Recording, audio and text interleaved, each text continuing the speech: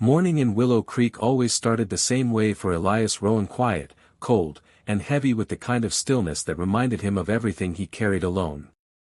His alarm buzzed at 5:12 a.m., just like it had every day for years. He lay there for a moment, eyes fixed on the ceiling, listening to the faint hum of the old refrigerator and the soft, uneven breaths coming from the room across the hall.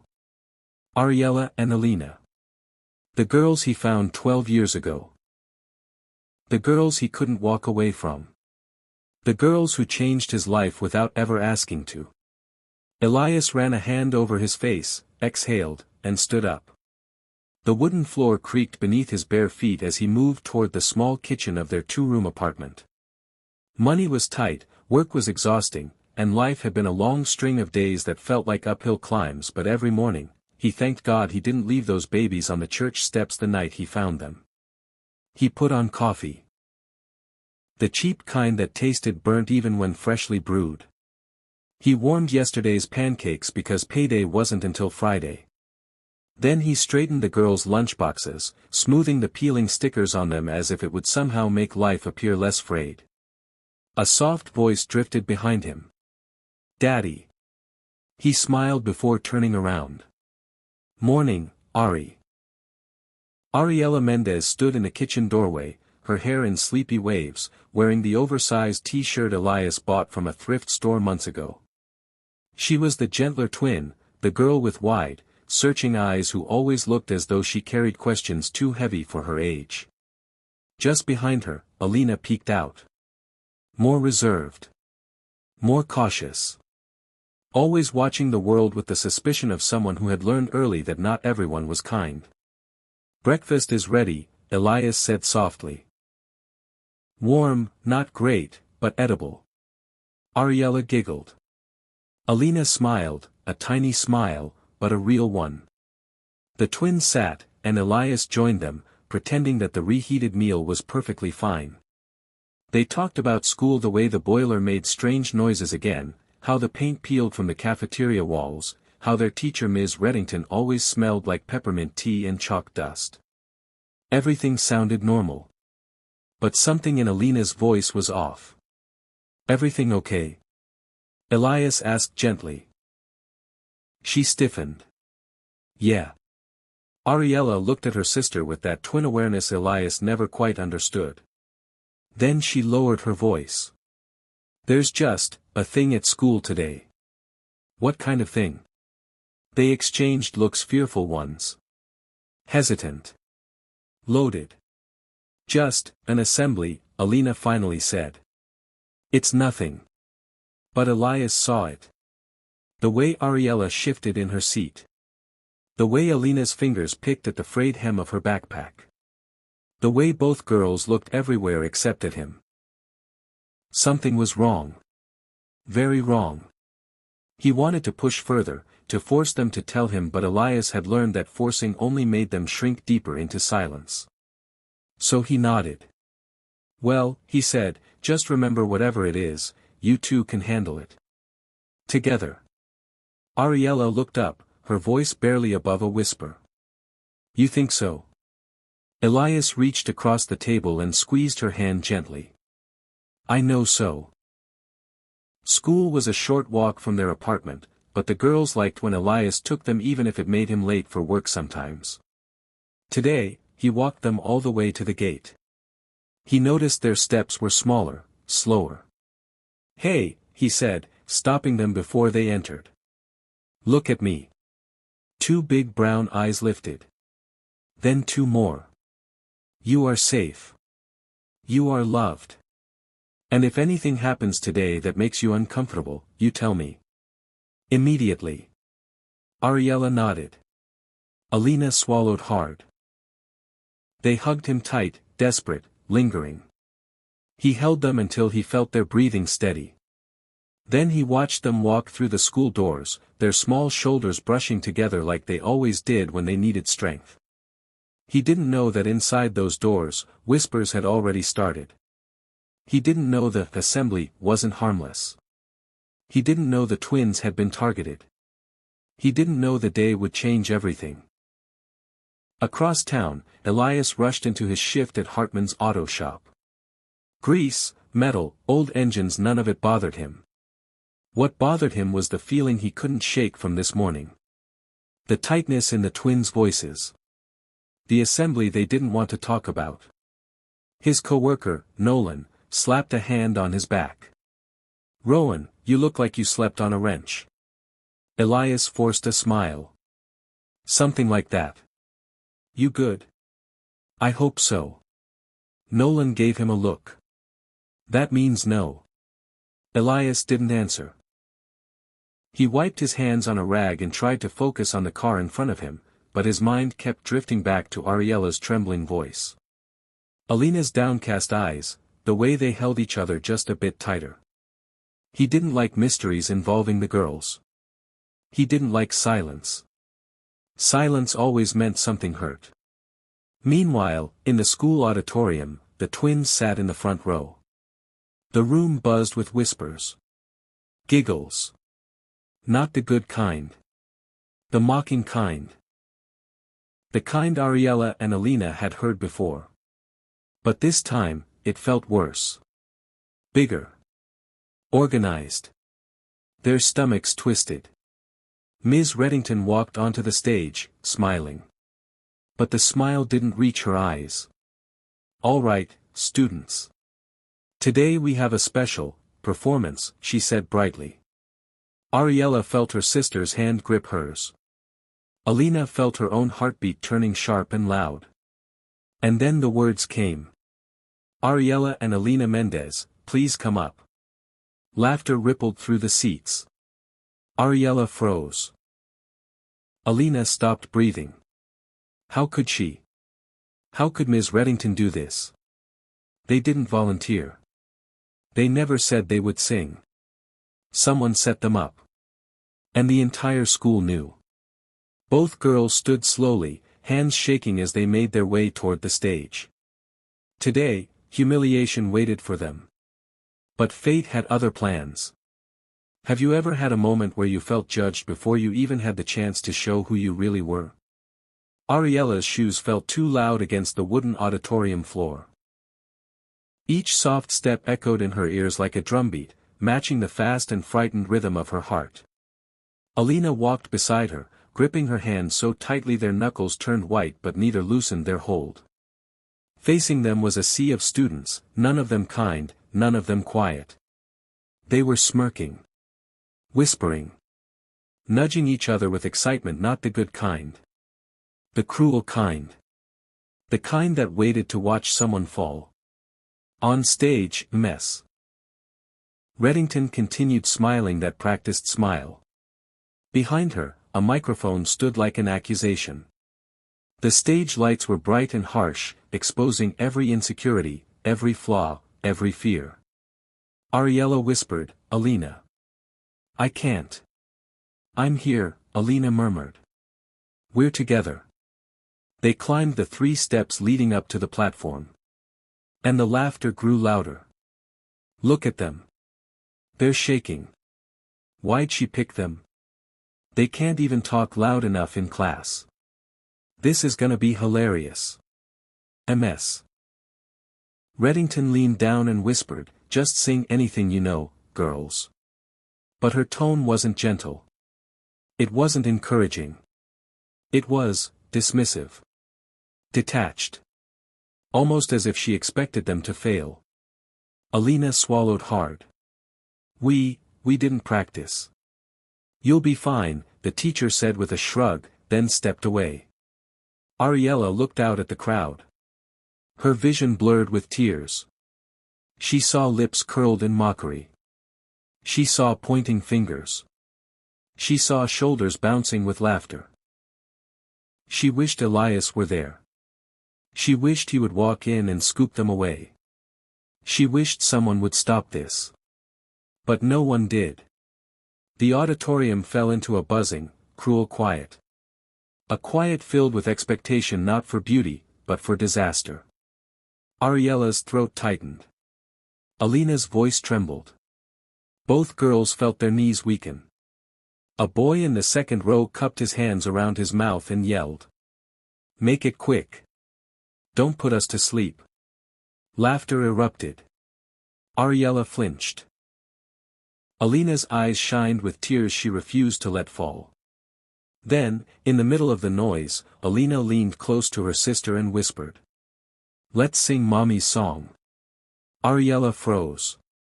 They hadn't sung that song since they were little, since the nights Elias rocked them to sleep humming the same melody because it was the only piece of their past they remembered. "You think we can?" Ariella whispered. "We have to." Ariella's hand trembled as she reached for the microphone. The metal was cold, unforgiving. Alina stood beside her, breathing shakily. A girl somewhere in the back shouted. "Hurry up." Ariella squeezed her sister's hand one last time. And then. They began. Soft. Fragile. Barely a whisper. The first note floated into the auditorium.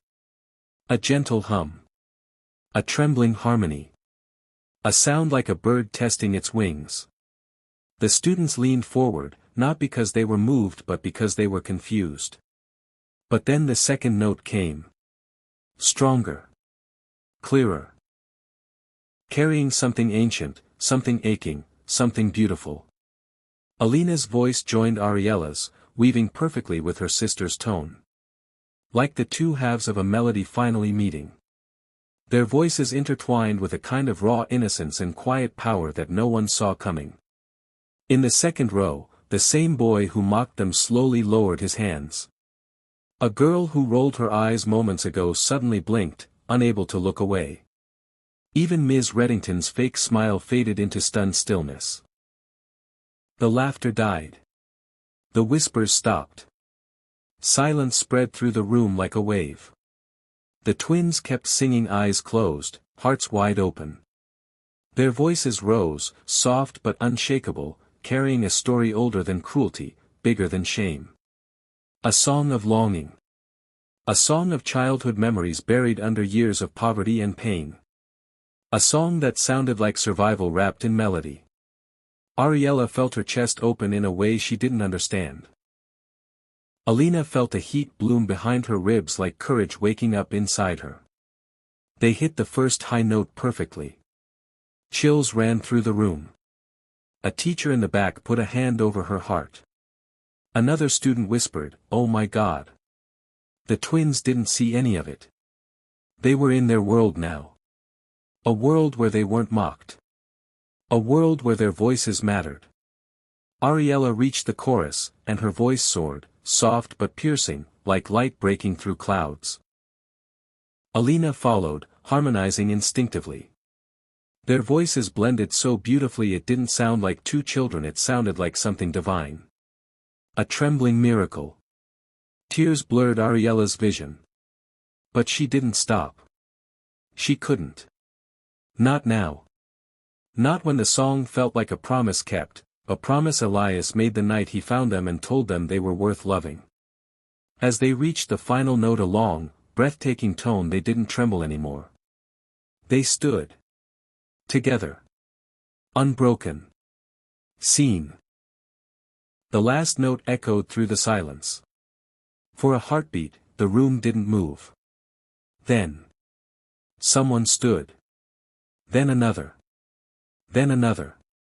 A gasp. A whisper. A stunned murmur. And then applause erupted. Loud.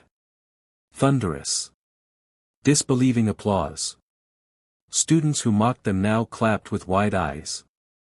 Teachers exchanged shocked glances. Even Ms. Reddington stepped forward, hands pressed over her mouth. Ariella and Alina stared in shock. Alina whispered, They're clapping for us." Ariella's voice cracked. "We did it. But the victory didn't erase what led them here. The applause didn't undo the pain. And tomorrow, there would be consequences. Because silence can be beautiful. But it can also be dangerous. And the room wasn't the only thing left shaken. Elias would hear about this. And the world around the twins would begin to shift in ways none of them expected. The applause haunted Ariella and Alina long after the assembly ended, not because it felt good, but because it didn't feel safe. They weren't used to attention. They weren't used to being noticed. They weren't used to people looking at them without judgment. The hallways after the performance were suffocating. Students stared. Whispered. Followed them with wide eyes and hushed voices. But any attention felt like danger. Ariella kept her head down. Alina tugged her backpack straps higher and walked so close to her sister their shoulders touched. "Did you hear them?" a girl said behind them. "They were actually good." "Good?" "They were crazy," a boy replied. "How did they do that? That high note, oh my God. I didn't know they could even talk." Ariella flinched at the last comment. Alina muttered under her breath, "Ignore them." But she didn't sound convinced. They made it to their classroom and slipped into their seats without looking up. Ms. Reddington entered a moment later, this time without the peppermint smile. Her gaze lingered on the twins longer than usual. "Ariella, Alina," she said, her voice too bright. "A word after class." Both girls stiffened. Ariella felt nausea rise in her chest. Alina felt her palms grow sweaty. They nodded silently. The day dragged on. Even during math, students kept glancing at them. Even during lunch, they heard kids replaying the performance on their phones. Someone had recorded it. Ariella whispered, terrified, "Eli's gonna see it." Alina whispered back, "Do you want him to?" "I don't know." Neither did. Because praise could bring attention. Attention could bring questions. Questions could bring danger. And the girls had lived long enough to know that not all eyes were kind. After school, Ms. Reddington called them to her desk. "Girls," she began, folding her hands. "You were incredible today." Ariella shifted uncomfortably. We didn't want to sing." "But you did," she replied with a pointed look. "And the principal noticed. He wants you to perform at the spring showcase next month." Alina's stomach dropped. No. No. Ms. Reddington tilted her head. "Why not?" Ariella whispered, "We don't like stages. That's just nerves. With some coaching, you'll shine." "We don't want attention," Alina said more firmly. "But you have talent. And opportunities like this." "We said no," Alina snapped. Ms. Reddington blinked in surprise. Then her voice hardened underneath the smile. "I'll give you time to think about it. But I expect you to participate. It will be good for the school, and for you." "Good for the school. Not for them." Ariella tugged her sister's sleeve. "Let's go."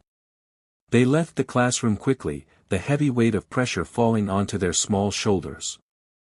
Outside, the air felt too cold, too sharp. They waited for Elias at the gate, both girls standing silently, hearts pounding. Ariella broke first. "I don't want to sing again." "Me neither." "What if he makes us?" "Eli wouldn't force us," Alina whispered. "But, what if the school tries? What if they call someone? What if?" She didn't finish, but Ariella knew exactly what she was thinking. What if the wrong attention brings someone from their past? What if someone questions why a man like Elias is raising twins with a different last name? What if someone decides they shouldn't be with him anymore? Fear, not applause, was their reality. Elias arrived 5 minutes later, wiping motor oil from his hands with a rag. When he saw them, something inside him tightened. Both girls had their shoulders tucked in. Their faces looked pale. Their eyes avoided his. Fear. He recognized fear. "What happened?" he asked, crouching down to their height. Ariella's lips parted but no words came. Alina tried. "School was weird today." "Weird how?" Again, silence. Elias felt frustration rise not at them, but at whatever they were hiding. He gently touched Alina's cheek. "Hey. You can tell me anything. But she just shook her head. Let's go home. He exhaled slowly. Okay. They walked home quietly. Too quietly. The kind of quiet that hid something important. Something big. Elias watched the twins out of the corner of his eye as they walked. They walked closer than usual. Jittery. Hyper-aware. Like prey waiting for a predator. Something happened. He just didn't know what yet. When they got home, Ariella went straight to the small bedroom. Alina grabbed a notebook and pretended to do homework on the couch. Neither touched their snacks. Neither spoke. Elias stood in the doorway watching them with a growing knot in his throat. Finally, he said, "All right. Someone tell me what actually happened."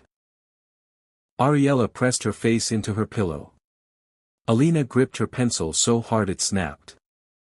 "I saw a video," Elias continued quietly. They froze. Elias pulled out his phone and held it up. A thumbnail showed the girls on stage. The caption read, "Poor twins sing at assembly, you won't believe what happened." Ariella whimpered. Alina's face filled with dread. "Why didn't you tell me?" Elias asked softly, not angry, hurt. "We didn't want you to be mad," Ariella whispered. "Mad?" Elias repeated, shocked. "At you?" Alina's voice cracked. "We didn't want you to regret keeping us." Elias's heart broke on the spot. He sat beside them, pulling both girls into his arms despite their stiff resistance. "Listen to me," he said, voice trembling. "There is nothing you could do that would make me regret keeping you. I'm your dad because I chose to be. Because I wanted to be." Ariella's sobs grew louder. Alina buried her face in his chest. "But people laughed at us," Ariella whispered. "They planned it as a joke," Alina added. Elias's muscles tensed. "They what?" The twins explained everything: the setup, the laughter, the pressure afterward. They told him about being called to the front. About Ms. Reddington forcing them. About the stairs. And with each word, Elias felt something inside him ignite. Protectiveness. Fury. Fear. Love. All tangled together. "They humiliated you," Elias said quietly, his voice low and steady. "And I let you walk in there without knowing." Ariella shook her head hard. "It's not your fault." But Elias felt the weight anyway. He kissed the tops of their heads and whispered, "No one will ever hurt you like that again. I promise." But promises are fragile things. And tomorrow, the school, the town, the internet would all begin closing in. Because talent brings attention. And attention brings consequences. The next morning, the world shifted before any of them were ready. Elias barely slept. Every time he closed his eyes, he saw the hurt on the twins' faces. He saw the stage, the laughter, the trembling hands. He saw the thumbnail of the video that now had tens of thousands of views overnight. He wanted to burn the phone. He wanted to storm into the school and demand answers. But more than anything, he wanted to protect Ariella and Alina. He made them warm eggs, even though he didn't feel like eating. He brushed their hair carefully, tying Ariella's with soft blue ribbons she loved, and smoothing Alina's into 2 low puffs. He kept telling himself that today would be different. Today he'd make it right. But as soon as they arrived at school, he knew things were worse. Students were waiting at the front gates, phones out, craning their necks, whispering. "That's them. Those are the twins. Do you think they'll sing again?" The twins stiffened instantly. Alina grabbed Ariella's sleeve. Ariella stepped closer to Elias. A teacher rushed over. "Mr. Rowan. Good, you're here. The principal needs to see all 3 of you." "All 3. All 3. That wasn't good." Elias nodded, wrapping an arm protectively around each girl as he followed the teacher inside. The principal's office was unusually full. Principal Haas. Ms. Reddington. The school counselor, Ms. Garvey. 2 unfamiliar teachers. And a woman in a gray suit who looked like she never blinked. Elias felt his stomach drop. "This looks like too many people for a conversation," he muttered. Principal Haas offered a strained smile. "Please sit." Elias didn't sit. The twins stayed behind him, hands clutching the back of his coat. He looked at them briefly, then back at the room. "What's going on?" Ms. Reddington cleared her throat. "Mr. Rowan, yesterday's assembly went viral online.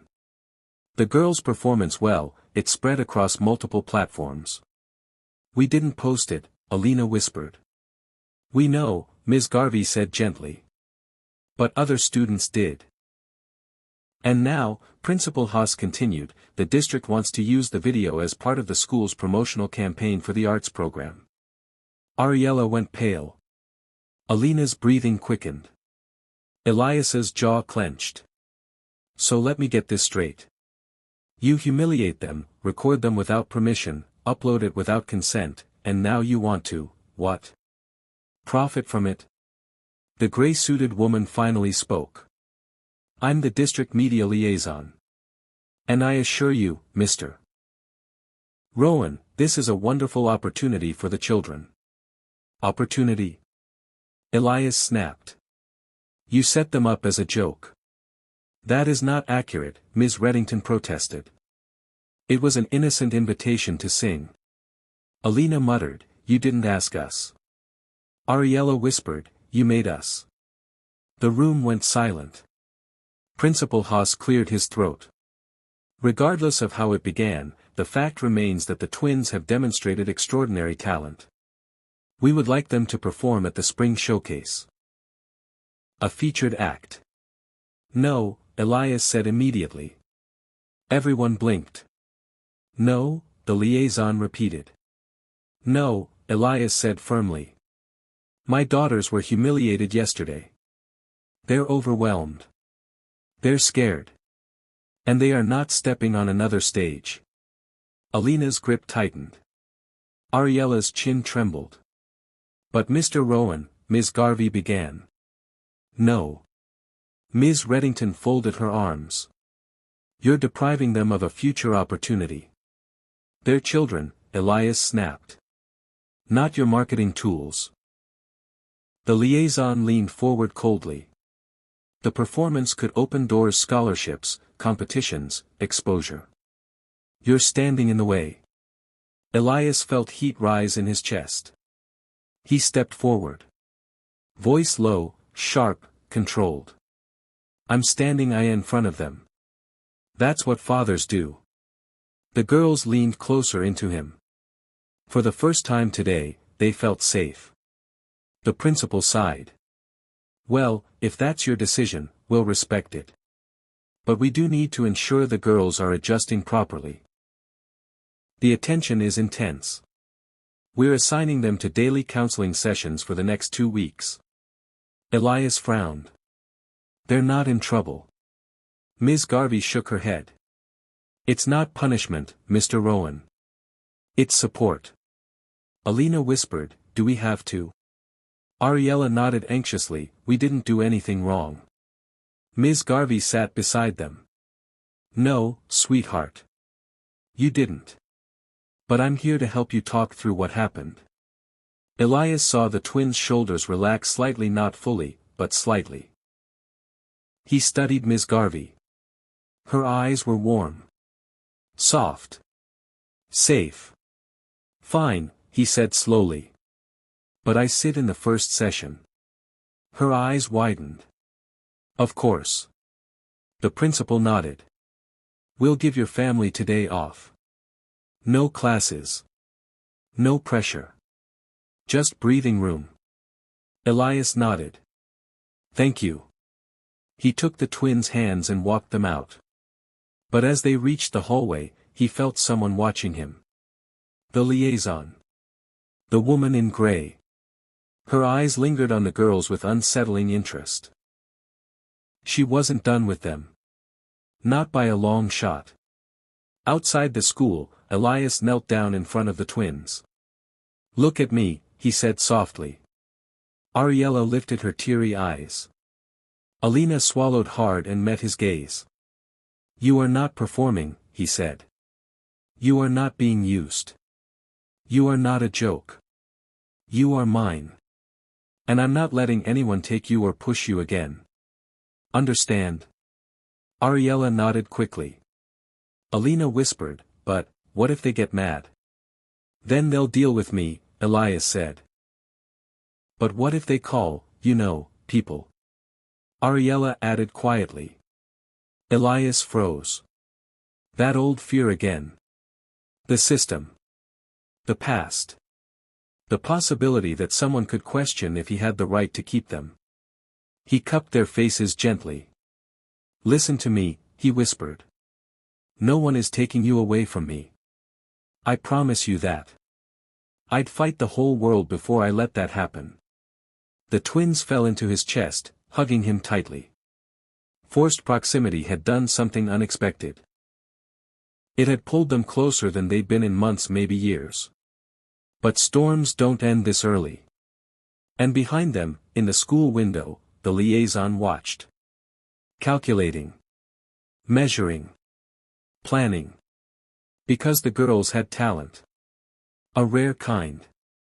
A valuable kind. And valuable things are never left alone for long. The apartment felt heavier than usual that afternoon, like the air itself knew something was stirring beneath the surface. Elias set lunch on the table, but none of them touched it.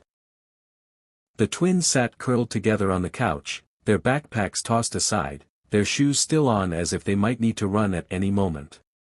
He watched them quietly. Ariella's foot tapped restlessly, a rhythm of fear she couldn't hide. Alina's arms were wrapped around her stomach like she was holding herself together. Elias exhaled slowly and sat across from them. "Girls," he said softly. "I know today was hard. But I can't protect you properly if I don't understand everything you're feeling." They exchanged a look, one of those silent twin conversations Elias had grown to recognize. Ariella was the first to speak. "Eli," she whispered, "are they mad because we didn't say yes?" "The people at school?" "Maybe," Elias admitted. "But that doesn't mean they can force you. It doesn't mean they get to decide your future." Alina looked down. "What if they tell someone else? Someone who can force things?" She didn't say the word.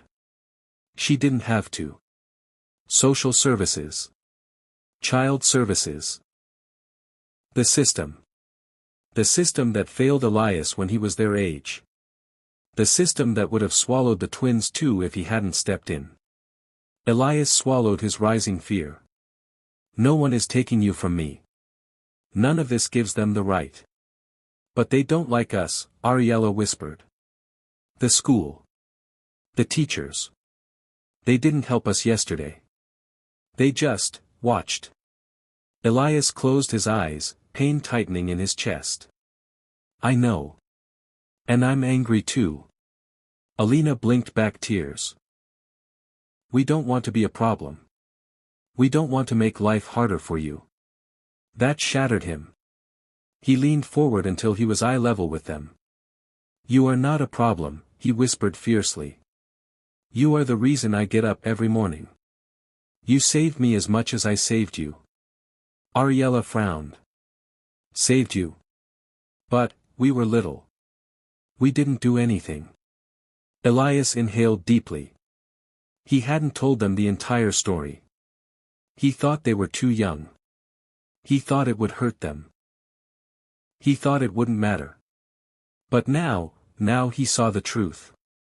They needed to know. To understand why he fought so hard for them. Why their fear of being taken away cut him deeper than anything else. So he sat back. And finally opened the door to the past. "It was winter," Elias began quietly. "Freezing. I was 22, angry at the world, and honestly.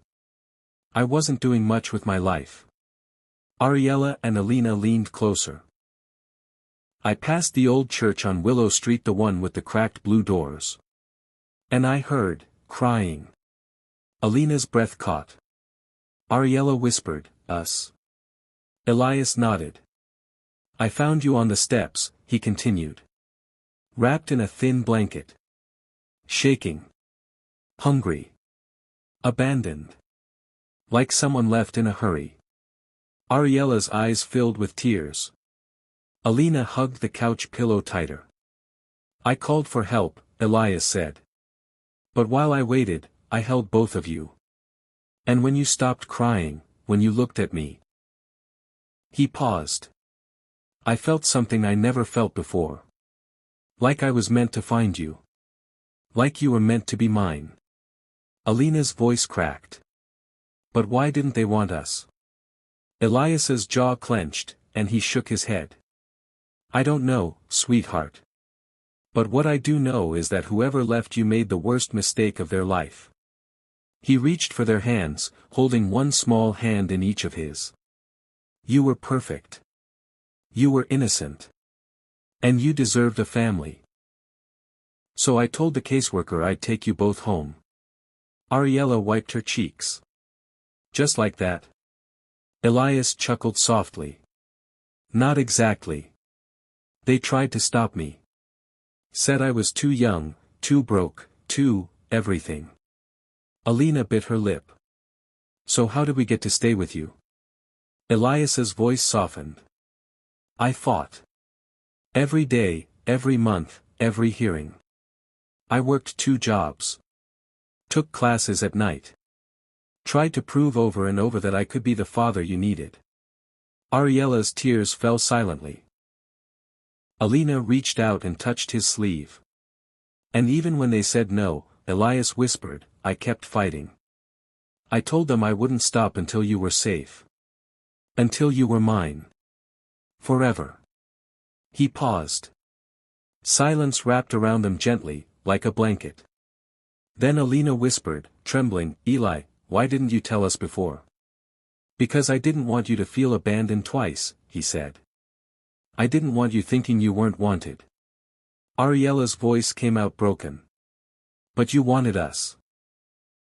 From the second I saw you, he said without hesitation. And then the twins broke. Both girls threw themselves into him with soft, aching sobs.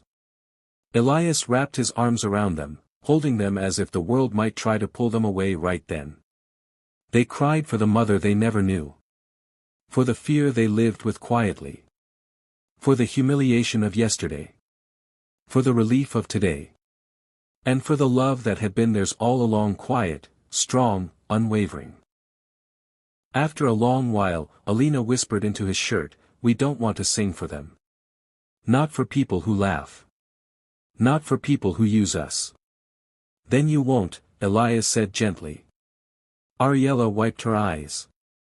But, we liked singing. Yesterday felt good. Not the beginning. But, the part where it felt like us. Elias cupped her cheek. You sing when you choose. Not when you're pushed.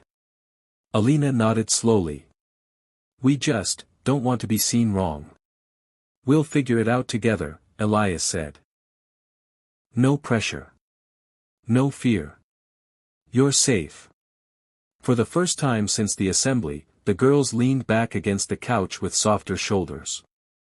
The fear didn't vanish, but it loosened, enough to let them breathe. But outside that safety, the world was shifting. Rumors were spreading. Pressure was building. And someone, the liaison, had started making inquiries. The peace in this moment was temporary. But necessary. A fragile calm before the approaching storm. Have you ever held on to a secret for so long that it became part of your identity, then felt both fear and relief when it finally came out?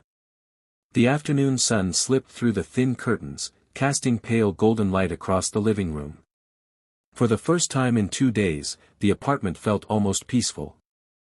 The storm of humiliation, fear, and unwanted attention had quieted, not because it disappeared, but because the truth had finally been spoken.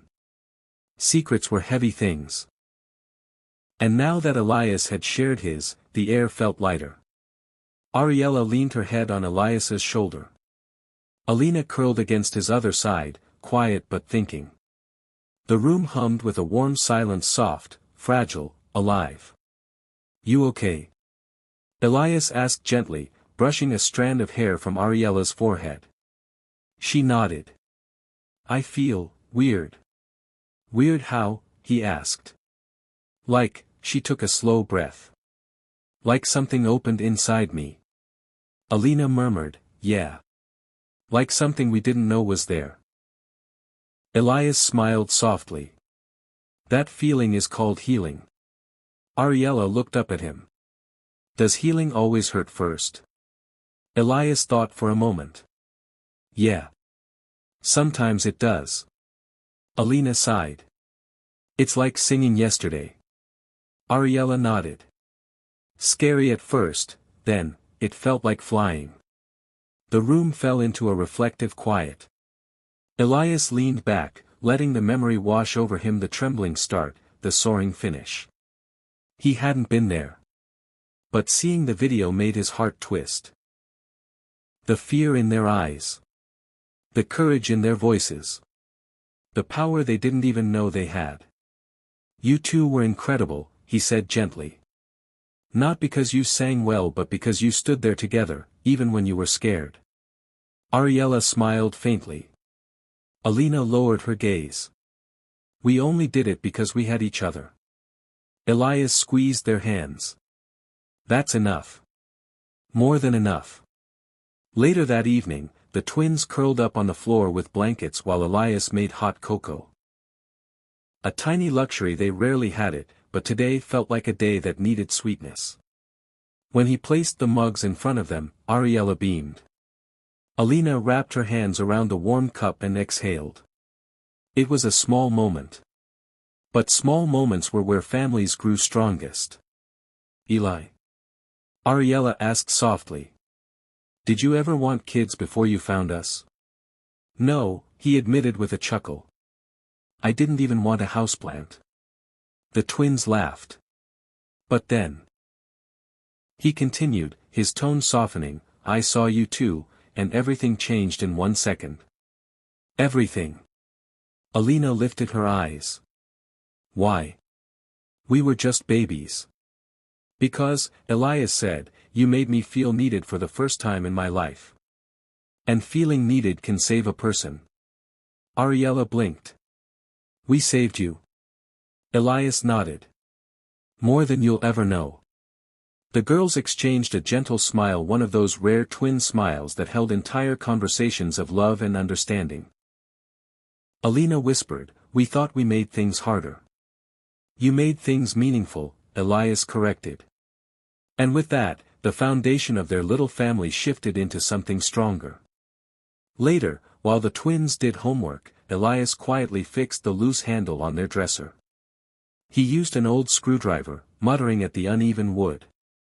Ariella glanced over. "Need help?" she asked. "You offering?" he teased. She giggled and crawled over. Alina joined a moment later. Working together felt right. Peaceful. Safe. As they tightened screws and straightened drawers, the conversation turned light. Ariella asked what Elias was like when he was younger. He told them he was stubborn. Alina said they believed it. He pretended to be offended. They teased him until he laughed. Real laughter. Not tired laughter. Not forced laughter. The kind that warmed the chest. They ended up sitting on the floor again, backs against the wall, listening to the faint hum of traffic outside. "Eli?" Ariella asked. Do you think, someday, we could sing again?" "But, not for them. For us." Elias felt something melt inside him.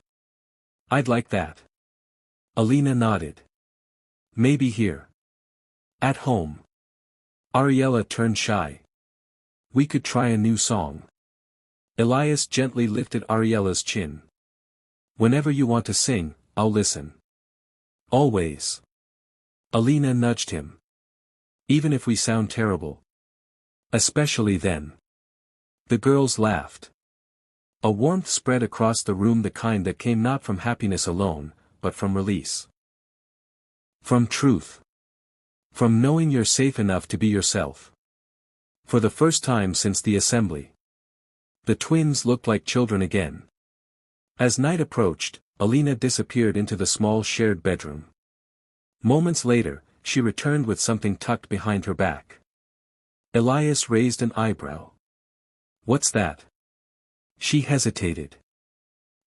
Something we haven't shown you in a while. Ariella joined her, holding a small, worn notebook with faded pages. Our song book, she whispered. Elias's heart thudded. They hadn't touched that book in years. Alina placed it in his lap cautiously, as if it were fragile. We used to write songs when we were little. You know, before school got hard. Before people started noticing things about us. Ariella nodded. But we wrote stuff, back then. Elias opened the book slowly. Childlike handwriting. Tiny drawings. Little lyrics that didn't always rhyme. But he read every word like it was gold. Ariella leaned on his shoulder as he flipped pages. Do you think we could write new songs? Maybe, start again. Elias swallowed thick emotion. I'd love that. Alina spoke softly. We don't want singing to be something they own. We want it to be ours.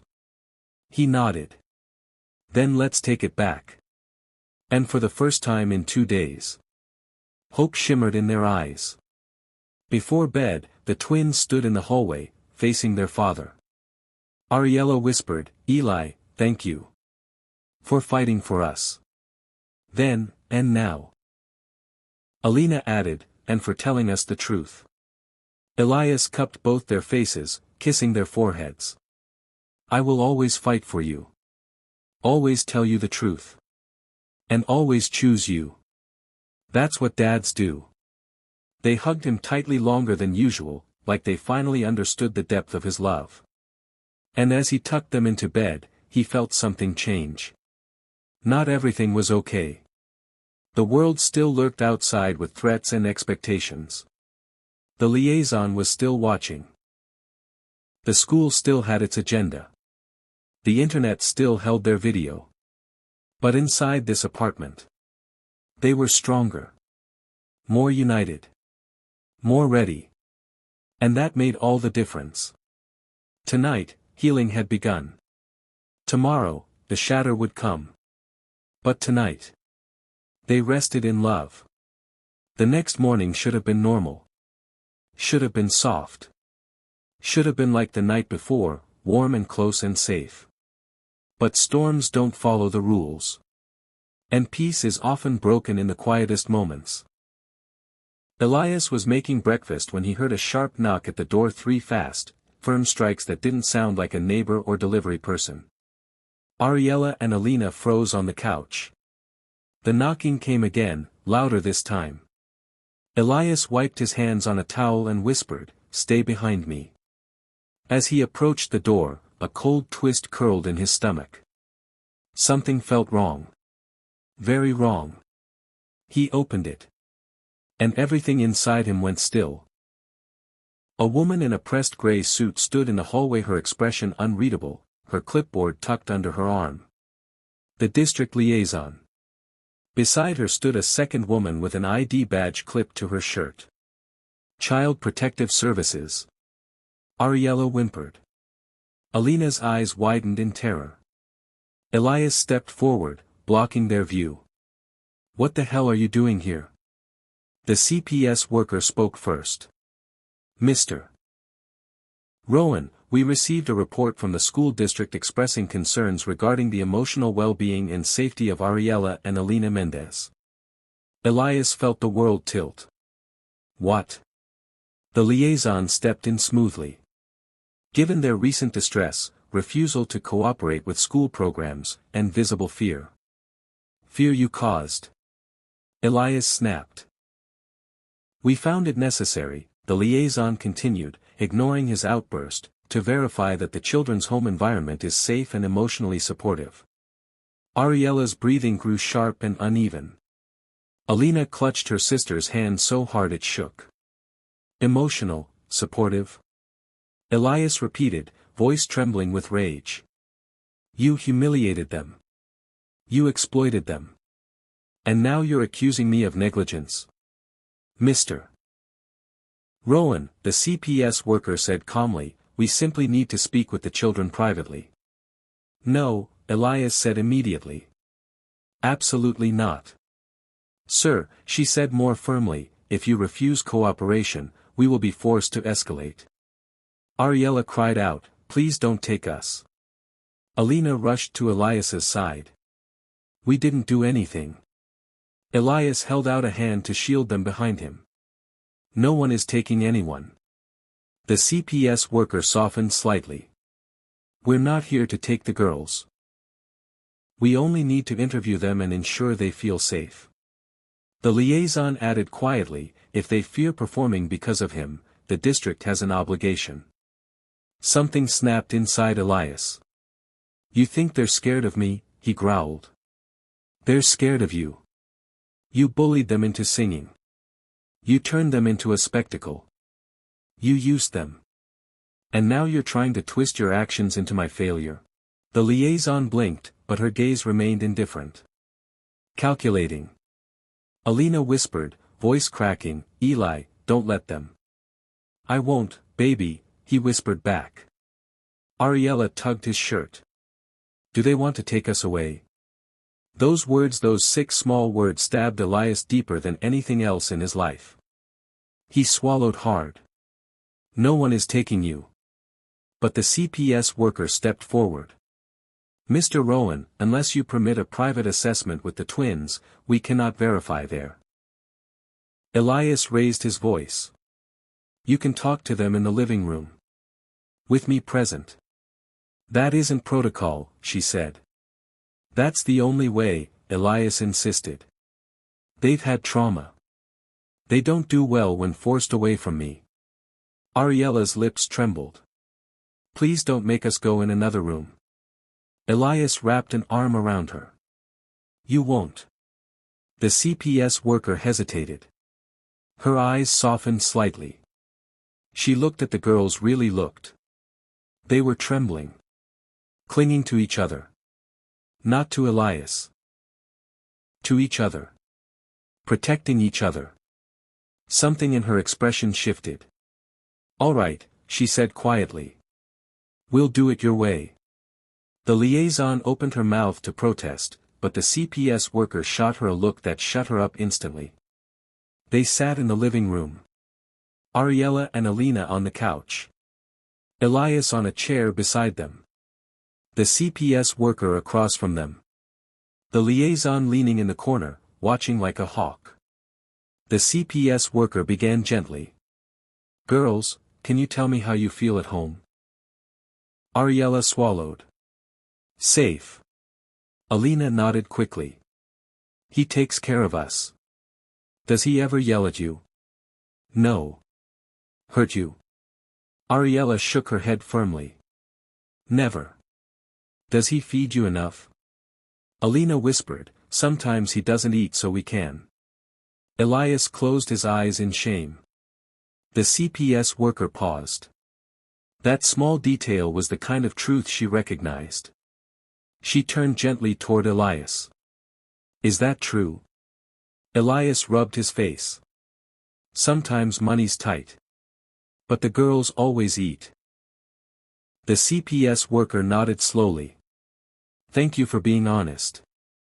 The liaison jumped in sharply, what about their schooling? They are resisting cooperation and refusing to participate. Because we were forced. Ariella burst out. Because they laughed at us. Alina added. Because you didn't care. Ariella cried, pointing at the liaison. The liaison stiffened. That is a serious accusation. Elias snapped. It's the truth. The CPS worker held up a hand. Enough. The room went still. She looked at the girls gently. Ariella. Alina. Do you feel unsafe at home? Both shook their heads vigorously. Do you want to stay with Mr. Rowan? They spoke at the same time. Yes. Always. The CPS worker's eyes softened further. Do you feel pressured at home to sing or perform? No. Do you feel pressured at school? Both nodded. Ariella whispered, they made us. Alina added, they laughed first.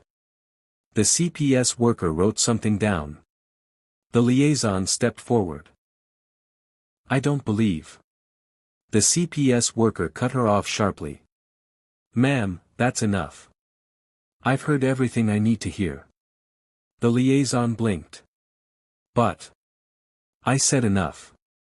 The room fell silent. Elias let out a long, shaky breath. The CPS worker closed her notebook carefully. She stood and faced Elias. Mr. Rowan, she said softly, you're doing a good job. You're doing a very good job with these girls. There will be no further action taken. Ariella burst into tears. Alina sobbed into her hands. Elias covered his face in relief. But the good part ended there. Because as the CPS worker left, the liaison lingered. She leaned in close to Elias, voice low and cold. This isn't over. And she walked away. The door clicked shut. And the shatter settled into the room like dust. The door had barely shut when the apartment seemed to collapse into silence. A heavy, aching, bruised silence. Ariella stood frozen beside the couch, tears slipping silently down her cheeks. Alina leaned against the wall, trembling from the emotional whiplash of the last hour. Elias sank slowly into a chair, elbows on his knees, hands covering his face. No one spoke. It was the kind of silence that comes after lightning splits a tree in half, the shock still humming in the air, the danger still crackling beneath the surface. Ariella broke first. She walked to Elias, climbed into his lap like she used to when she was little, and wrapped her arms around his neck. Is it over? She whispered. Elias didn't trust his voice. He pulled her close and nodded into her hair. Alina hesitated at the edge of the room. She wanted to go to him too. But something held her back, fear, confusion, pride, she didn't know. Alina, Elias said gently, looking up. Come here, sweetheart. She didn't move. She clenched her jaw instead. Alina, he said again, softer. Her eyes filled with tears. You said no one would ever try to take us. I know, Elias whispered. But they came anyway, she said, voice cracking. Elias closed his eyes, the guilt slicing through him. They came because people like her, people in power, abused their authority. Not because you did anything wrong. Not because I failed you. Alina looked down at her hands. But what if next time, they don't leave?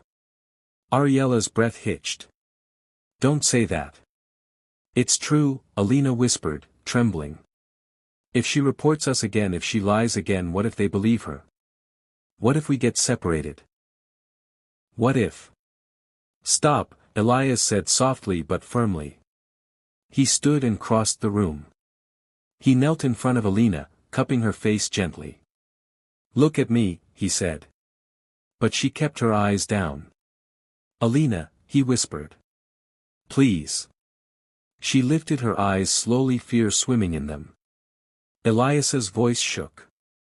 I would burn this world to the ground before I let anyone take you. You hear me? I fought for you once. I'll fight for you again. And again. And every single time. We're scared, Alina admitted in a shaky whisper. I know, he said. So am I. But fear doesn't mean we're losing. It means we have something worth protecting. Ariella slid off the couch and hugged Alina from behind. And for a moment, the world steadied again. But calm never stays long when damage has been done. That evening, after the girls had calmed enough to eat a little, Elias stepped outside to take out the trash. He needed a moment alone. Just one moment to breathe. To steady himself. To hide the fear he didn't want the twins to see. He stepped into the cold night air, leaned against the wall, and let out a long, shaking exhale. Inside, Ariella watched him through the window. "Alina," she whispered, "I think he's blaming himself." "He shouldn't," Alina murmured. "He saved us today. But he looks broken." Alina swallowed hard. "Then we need to fix it." She turned and walked toward the front door. Ariella followed her. They stepped outside quietly and approached Elias. He didn't see them at first. His shoulders were tense. His breathing uneven. His hands shaking slightly at his sides. "Eli." Ariella called softly. He turned, startled. "Girls, what are you doing out here?" "It's cold." "Don't hide from us," Alina said simply. Elias froze. Ariella reached for his hand. "We don't want you to go through stuff alone. Not anymore." He slowly sat on the concrete step. The girls sat on either side of him, leaning into him, anchoring him. For a long time, they didn't speak. Finally, Elias whispered, "I'm sorry." Ariella frowned. "For what?" "For letting today happen," he said, voice rough. "For not seeing how serious it was sooner." Alina shook her head fiercely. "You protected us. That's what matters." "I should have protected you from the beginning," he said. "You did," Ariella said. "You found us. You kept us. You fought for us. You still are." Elias's eyes filled. "I don't want to lose you."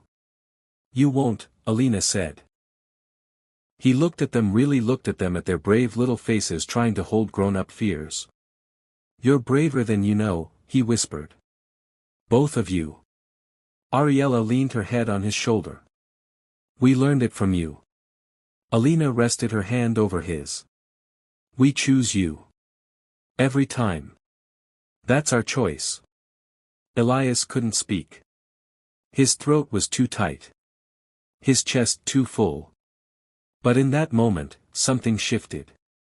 They weren't just scared kids anymore. They weren't just the little girls he rescued. They were choosing him back. Openly. Freely. Fiercely. And somehow. That meant more than any legal guardianship ever had. Later that night, Elias gathered the twins on the couch. "I need to make a decision," he said quietly. "A big one." The girls exchanged nervous looks. "What decision?" Ariella whispered. "About what comes next," Elias said. "About the school. The liaison. The pressure." Alina hesitated. "What are you thinking?" Elias took a breath. "We could move." Ariella gasped softly. "Move?" Alina echoed. "Not far," Elias said. "But far enough to get away from the school. From the district. From her. Start fresh. A better neighborhood. A better school. Somewhere no one knows your names." Ariella's voice trembled. "But, what if it follows us?" "Then we face it together," Elias whispered. Alina's eyes filled. "But this is our home." Elias nodded. "I know. But home isn't walls. Home is us." Ariella leaned closer. "What's the other option?" Elias exhaled shakily. "We stay. We fight. We stand our ground. And we deal with whatever comes." The girls stared at him. Two choices. Two futures. Neither easy. Ariella whispered, "What do you want?" Elias looked at them tenderly. "I want what keeps you safest." What keeps you happiest? Alina took his hand. Then we want that too. Ariella nodded. Whatever we choose together. 3 hearts aligned. 1 decision pending. This act didn't give them safety. It didn't solve the problem. It didn't erase the threat. But it did something more important. It united them. And tomorrow, they would make their choice. Together. The next morning felt different. Not lighter. Not easier. But clearer, like the air after a storm, when everything is still damp, still fragile, but the sky finally shows signs of blue. Elias woke before sunrise.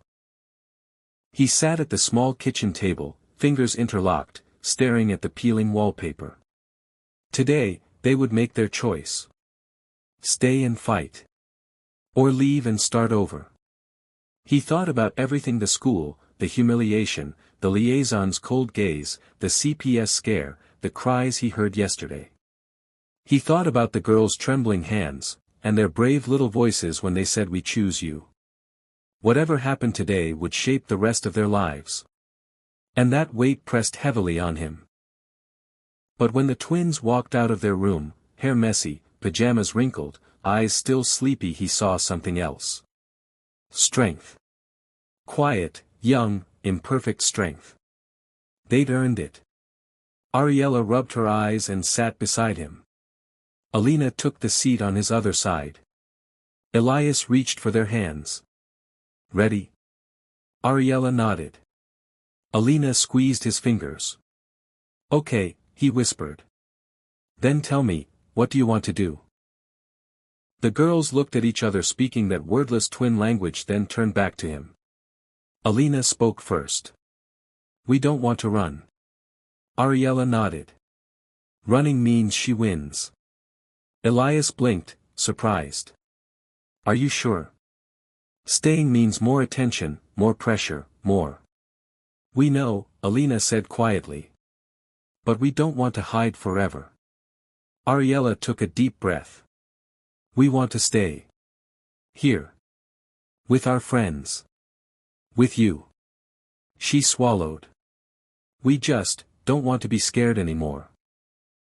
Elias cupped her cheek gently. Being scared doesn't mean you're weak. Alina leaned her head on his shoulder. We're not running. Not this time. Elias exhaled, slow, emotional, proud. All right, he whispered. We stay. Together. And we fight back the right way. Ariella sniffed. Promise? Promise. His voice didn't shake. Because the decision felt right. Because their courage gave him courage. They returned to school that afternoon. Not for classes. Not for the liaison. Not for the principal. But for Ms. Garvey, the counselor who, unlike the others, had shown warmth instead of greed. When they walked into her office, she smiled gently. I'm glad you came. Ariella sat first. Alina followed. Elias stayed behind them, a protective presence. Ms. Garvey folded her hands. I saw the full report. The CPS worker filed a formal note that the girls are safe, loved, and well cared for. That matter is closed. Ariella let out a breath she'd been holding for hours. Alina leaned back in her chair, relief softening her shoulders. But, Ms. Garvey continued, the liaison is still pushing. The district wants your performance back. Ariella bit her lip. Alina tensed. Elias stepped forward. They're not performing for the school. That's final. Ms. Garvey nodded. I support that decision. The girls exchanged a look of relief. But, she added softly, if you ever choose to sing again on your terms, not theirs, it might help you reclaim something that was taken from you. Ariella whispered, like healing. Exactly. Alina looked up. But we don't want to sing for them. You won't, Ms. Garvey assured. But you could sing for yourselves. Elias watched the twins process that. He saw the fear. He saw the hope. He saw the quiet longing that had been stirring since the night they opened their old songbook. And then Ariella said quietly, "Can we use the music room? Just us?" Ms. Garvey smiled warmly. Of course. The music room was empty. Lights off. Dust floating in sunlight streaming through tall windows. No mockery. No audience. No pressure. Just silence waiting to be filled. Ariella walked to the center of the room slowly. Alina stood beside her. Their hands touched, fingers intertwining. Elias leaned against the doorway far enough to give them space, close enough to be their anchor. Ariella took a breath. Alina matched it. And softly, tentatively, they began to sing. Not the song from the assembly. Not the song from their childhood. A new one. Their own. A trembling start. Breaths shaky. Voices thin. But this time. No laughter followed. No faces watching. No pointed fingers. No stage lights meant to expose them. Just the raw, honest sound of two girls finding themselves again. Their voices grew steadier. Fuller. Warmer. Ariella's soft, airy tone. Alina's richer, deeper harmony. Different, but meant for each other. Elias closed his eyes. Tears slipped down his cheeks. They weren't performing. They weren't proving anything. They weren't being used. They were healing. When the last note faded, silence filled the room. But not the cruel silence from the assembly. This silence was soft. Sacred. A beginning instead of an end. Ariella wiped her eyes. That felt good. Alina nodded. Like, we took it back. Elias walked toward them and knelt down, pulling both girls into his arms. I am so proud of you, he whispered. Not because you sing beautifully. But because you're brave. Because you're strong. Because you're mine. The twins hugged him tightly. In that room, something quietly transformed. Fear loosened. Shame dissolved. Love deepened. They were still poor. Still underestimated. Still small in a big world. But they had each other. And that made them unstoppable. The next week, Elias filed a formal complaint against the liaison and the school administration. Ms. Garvey wrote a report supporting the twins. Other teachers anonymously backed them. And slowly, very slowly, the pressure faded. People stopped recording them. The video became old news. The whispers died down. Life didn't return to normal. It returned to better. Safer. Warmer. More honest. Ariella and Alina started humming again while doing dishes. Singing softly while brushing their hair. Writing new lyrics in their notebook at night. Not for the world. Not for performance. For themselves. For each other. For their father. And every time Elias heard their voices, he closed his eyes and thanked the universe for the night he found them on those church steps. The world had tried to break them. But love, unexpected, stubborn, miraculous love held them together. And they were stronger than ever. Together. A family not formed by blood. But by choice. The strongest kind. The rarest kind. The kind that survives anything. If you enjoyed the video, make sure to click the like button, drop your comments below and subscribe for more interesting videos.